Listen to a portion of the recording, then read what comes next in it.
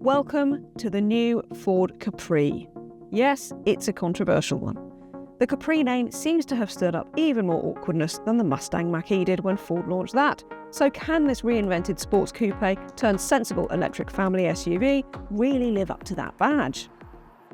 Now I have to confess I was a bit surprised by this when I first saw it too, because I think I expected it to be a bit more of a sports coupe, but it's not. It's a family SUV. It's basically a Ford Explorer. It's the same platform as the Ford Explorer, which itself is the same platform as a Volkswagen ID.4. It's here. It's the new Capri.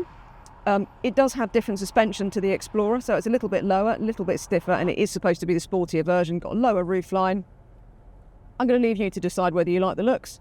That's completely up to you.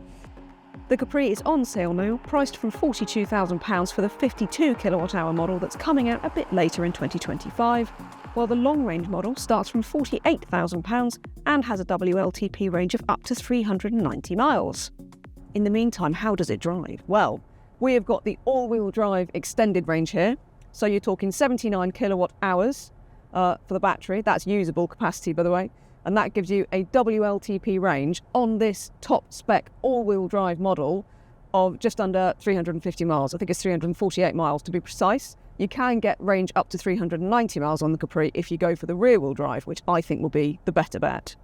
But it's a Capri, right? So you might want it to be really sporty and fun, and you might go for the all-wheel drive for that reason, because this is the fastest, of course, 5.4 seconds to 62.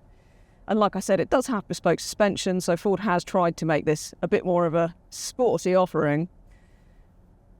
However, I am struggling a little bit on that front because it is nice to drive, but so is the Explorer, and I don't think that this feels dramatically different to the Explorer. But the Capri, it's just the expectations, isn't it?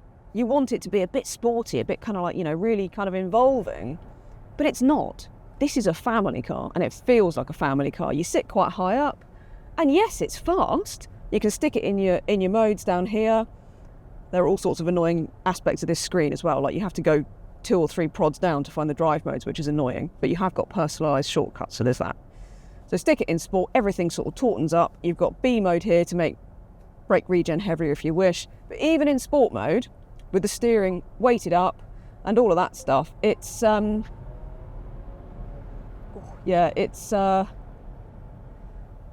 good. But is it a Capri? Really? I don't think so. To be honest, it feels like Ford could have avoided a lot of the issues here by calling this the Mondeo, or even a Sierra, and making it a bit lower for a more saloonish stance, at which point they may have been onto a winner. After all, it's massive inside with plenty of rear passenger space and a huge boot that's even bigger than the one you get in the Explorer. This is a really decent family car. So it's not that the Capri isn't good to drive, because it is. The Explorer is really good to drive. I just don't think that I can particularly feel that this is much sportier than the Explorer, and I think people might expect it to be, especially this one, which, as I've said, is the top spec one. So this is £56,000, this car. That's a lot. I mean, when you think about it, that's not that far off the Hyundai Ioniq 5N, is it? I mean, I know it's a chunk of cash cheaper than that, but I mean, that's a whole other league of performance family car. So this is my problem. I like the Capri. It drives well. It rides well, even through town on the cobbled streets around here. Actually, it's pretty well damped, and there's not a problem. It's refined. Even this screen, I think, actually in many ways is better than the Volkswagen system. It's not without its problems.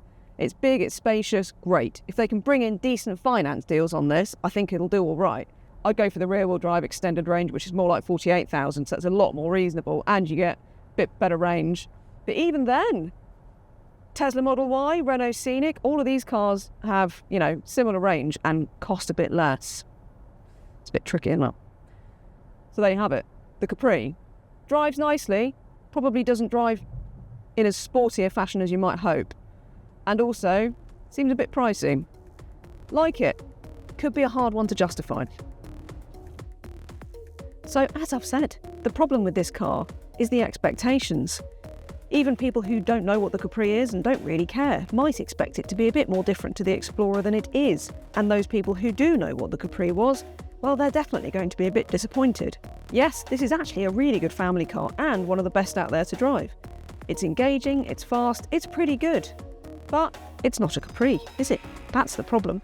And even if you discount that problem, well, this is still kind of a pricey car that's going to struggle to justify itself against rivals like the Tesla Model Y and Renault Scenic. It's not bad. It's just a bit hard to see why you would. Head to cargurus.co.uk for a whole host of fantastic used cars. There are loads of great electric options there too. And while we've got you, you know what to do. Like the video, subscribe to the Car Gurus UK YouTube channel, and go on, turn those notifications on so that you don't miss any of our videos.